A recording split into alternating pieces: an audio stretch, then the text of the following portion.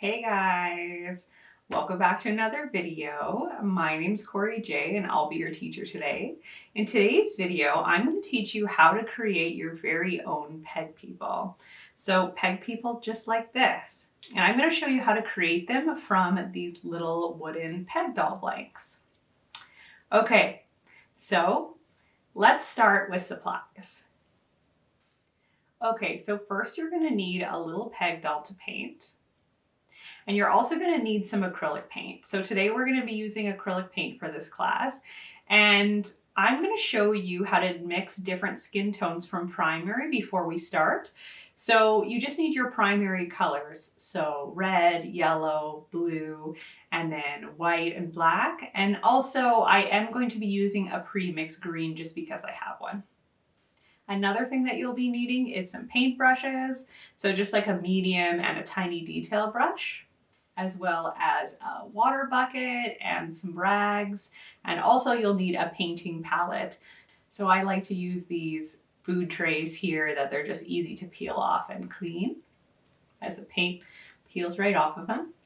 And they're recyclable. Now you're also going to need any extra little accessories that you want to add.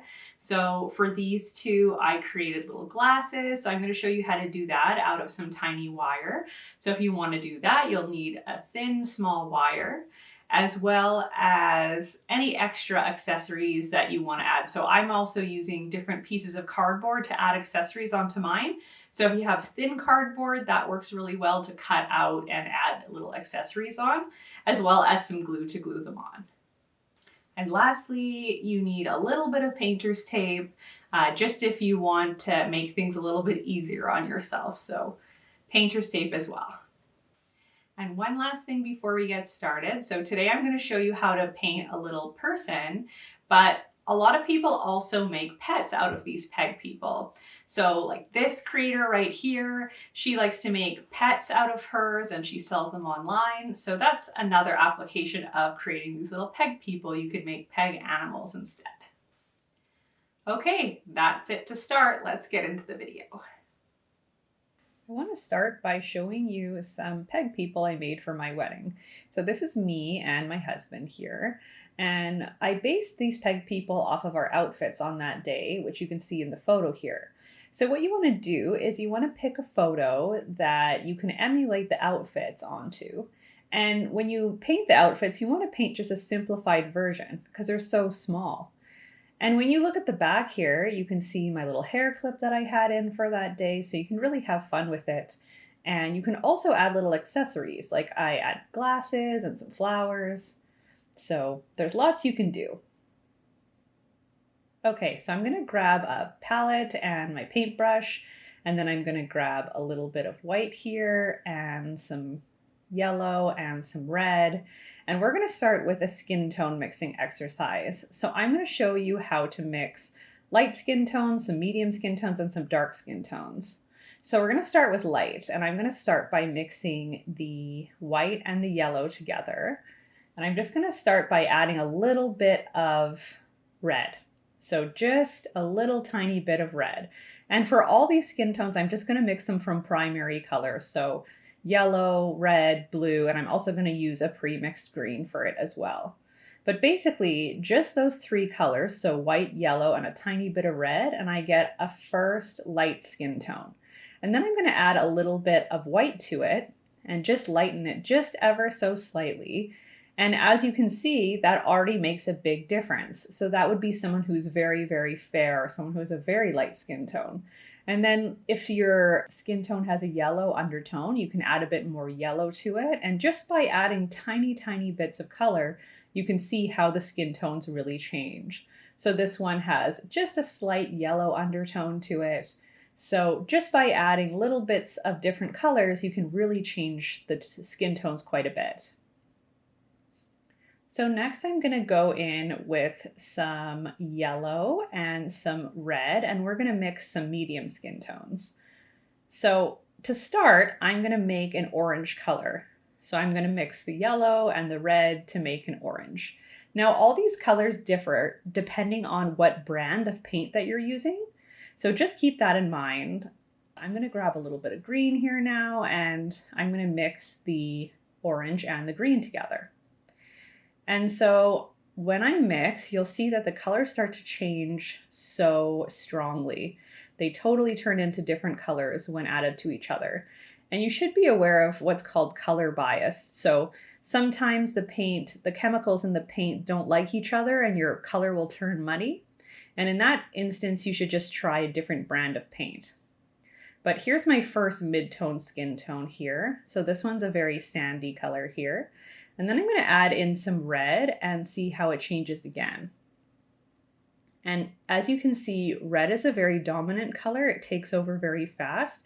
So you just need to add a tiny, tiny bit every time you're going to add red to any color that you mix or any painting that you do. All right, so once this is fully blended, I'm going to do another swatch here. And as you can see, just by adding red, these colors are now very, very different. So here I'm going to add a little bit more yellow and a tiny bit more red. And I'm going to transform the color again. And you just want to go back and forth when you're mixing.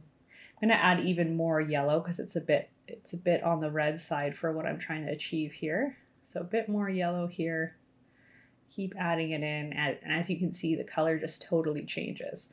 So this is a really good exercise to do just to try out different colors and how different colors mix with each other. But I'm going to do another swatch there of another mid-tone. And then I'm going to add a little bit of white again. So I like adding a little bit of white because it tends to tone down the colors quite a bit. So that orangey kind of tone was a little bit intense. So if we add a bit of white into it, you can see that it really changes.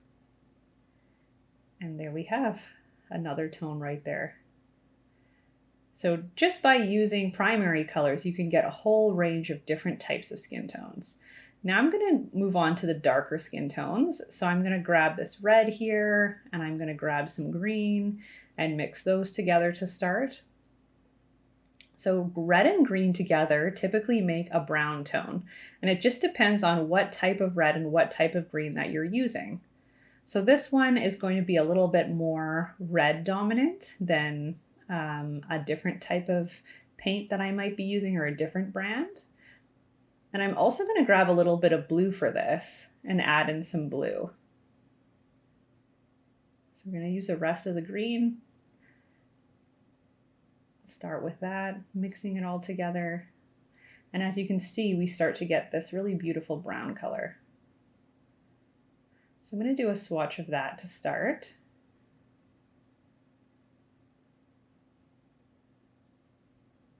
And as you can see, we can already get quite a big range, and we're just using our primary colors.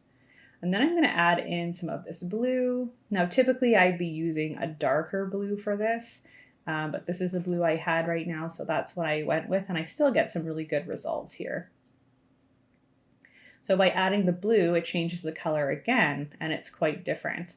So you're really going to have to look at things in a different way when you start to mix them yourself. You really have to analyze, what is this color made up of? And it's always good to have a paper handy so you can try different swatches and really see the difference when you add a little bit of this color, a little bit of that color. You can really see the differences when you do swatches. You know, you might have one color and then you add a little bit of white and you can't really tell how much the colors change. But if you do a swatch of the first color and then the second color after you've added the white, you'll see that it makes a really big difference and it really changes the color.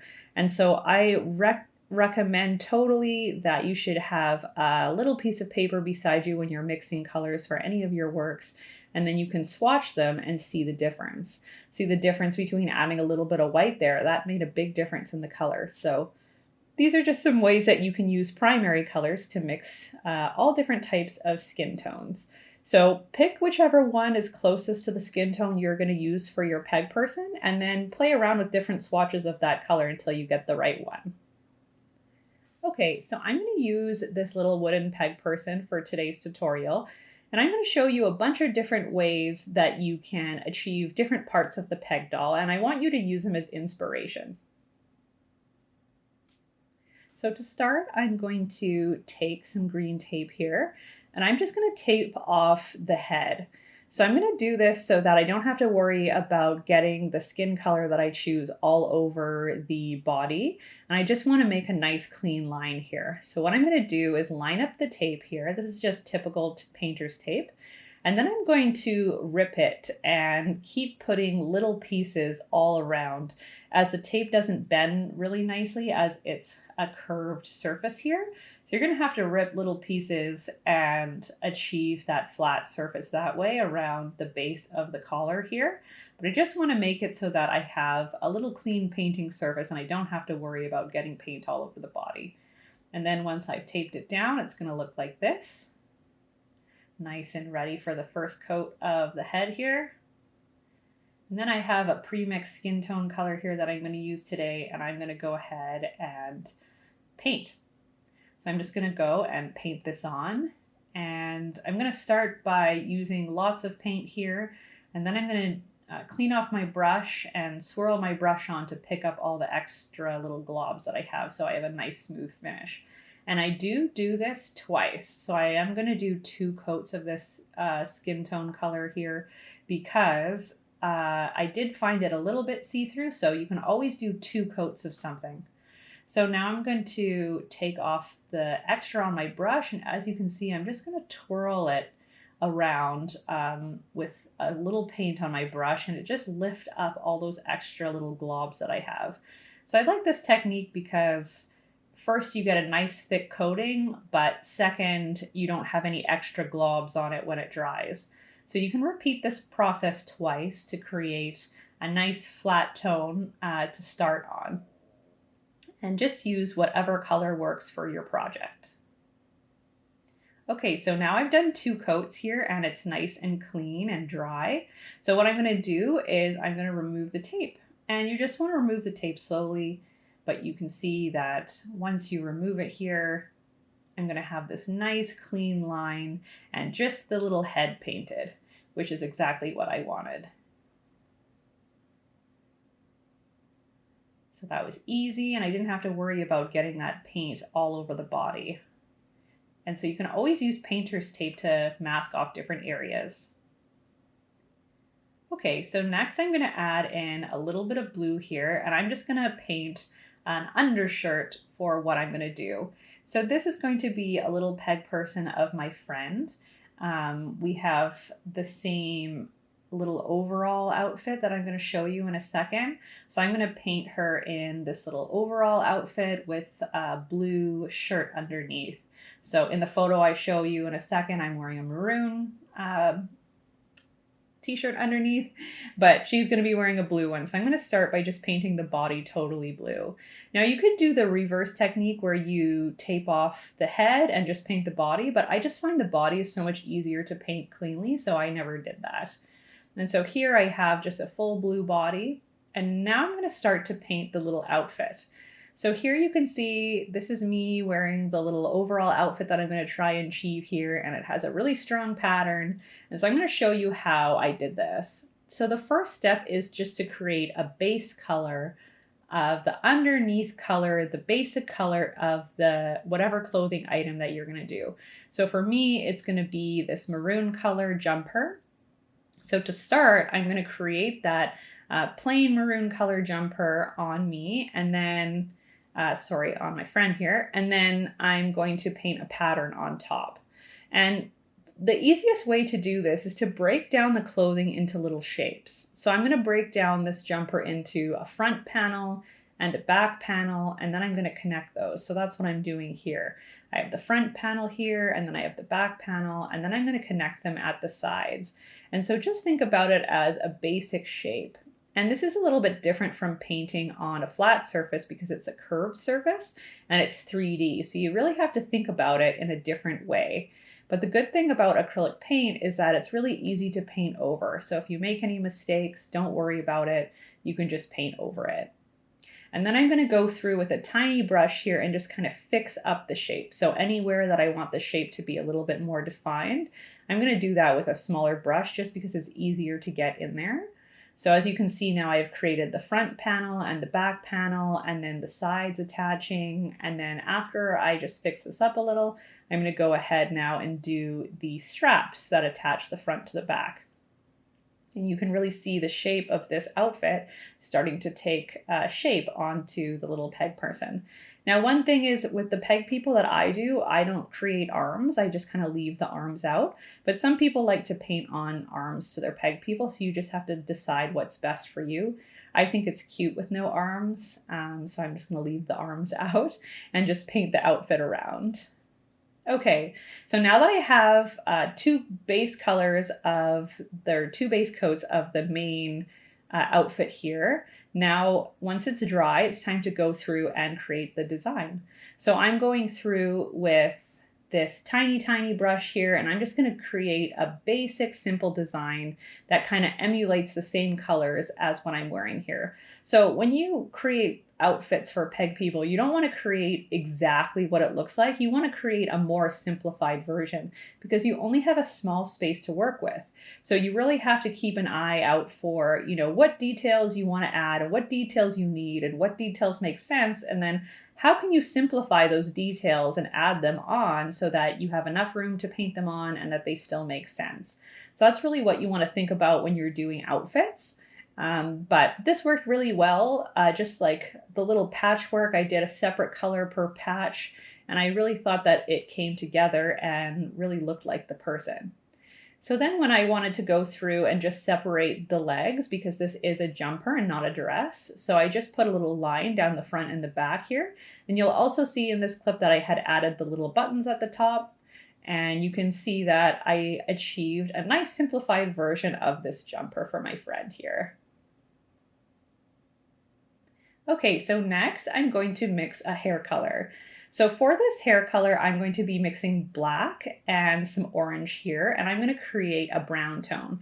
Now I have this little piece of paper here because I'll be swatching it off camera just to make sure that it's the right color. So always make sure that you're checking your colors before you put them directly onto your project, just to make sure that they're what you want.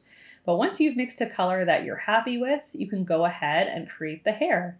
Now you can do the hair like this where you're painting it on, or you can do the hair like I did for my husband where I attached a piece on top. So for his hair, what I did was I painted a pom-pom and attached it on top of his head after painting a base color for his fade.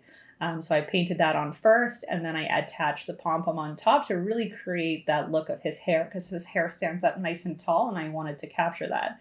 But for this piece here, I'm just going to paint it right onto the doll.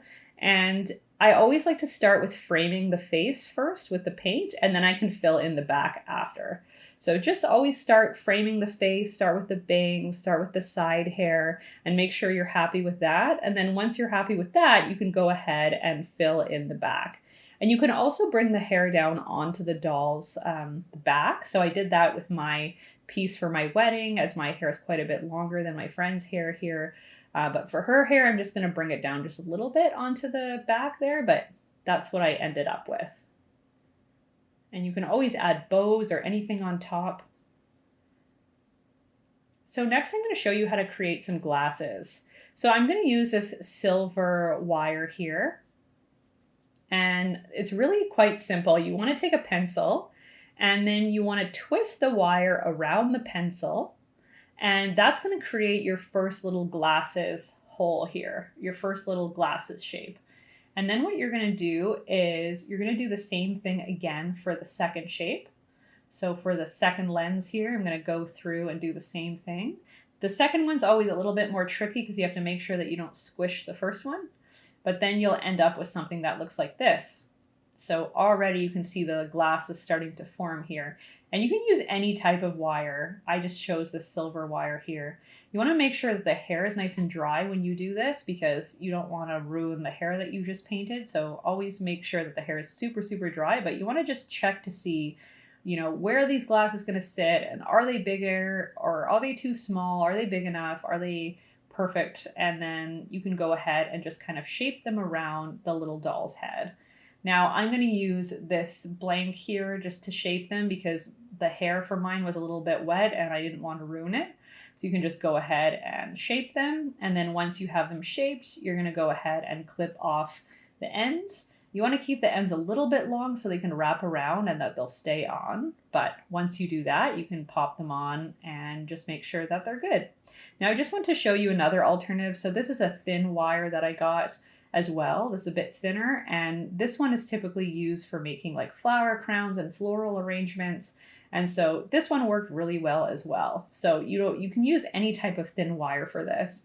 And again, you just want to check where those little eye holes are going to line up and then wrap it around and make sure that you got a good fit.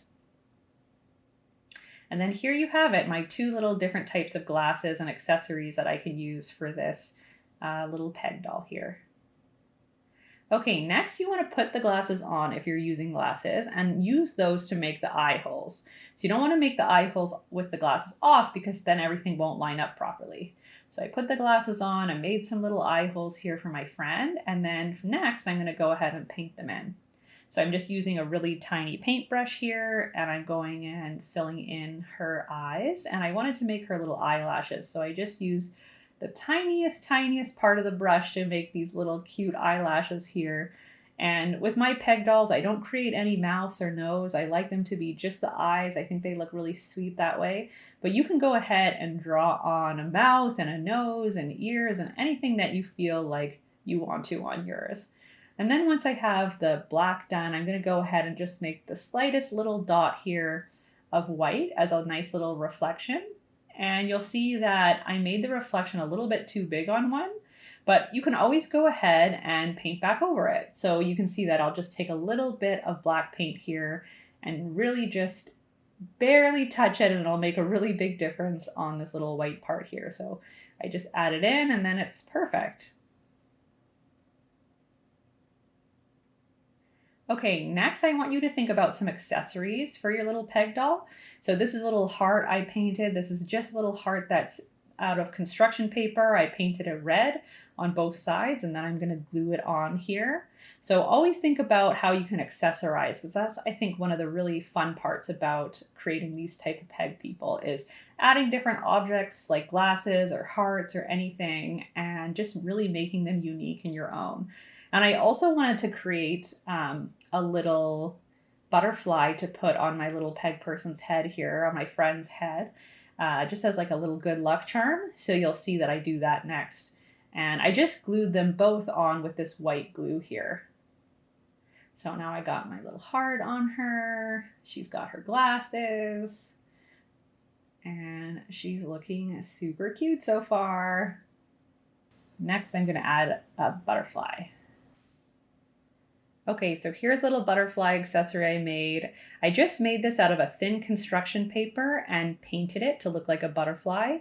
I glued it together, two little pieces with white glue, and then I painted it on both sides. And then I'm going to attach it to her head. And this is the final result of my peg doll for my friend here. She's got a heart, a massive big heart. She's super loving. She has a beautiful little butterfly on her head for good luck. She's got her glasses and her cute little overalls, and she's ready for the day. So I hope this tutorial helped show you some different ways that you can create unique different peg people, and gave you some ideas about some different accessories you can add onto them and different ways that you can paint them to achieve different looks and different techniques. And I can't wait to see what you created. Thank you so much for watching, and I look forward to seeing you in my next video. Bye. Okay guys, that's it for today's tutorial. I hope you learned a lot of different techniques that you can use to create your own peg person, and I can't wait to see what you create. Thanks so much for being here, and we'll see you in the next video. Bye.